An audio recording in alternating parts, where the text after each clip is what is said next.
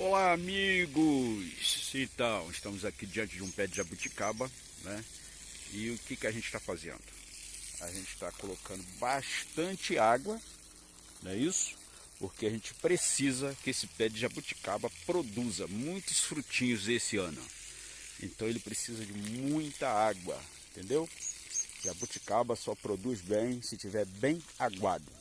Gosta de muita água.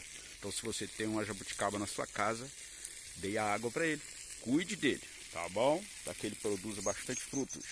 Aquele abraço.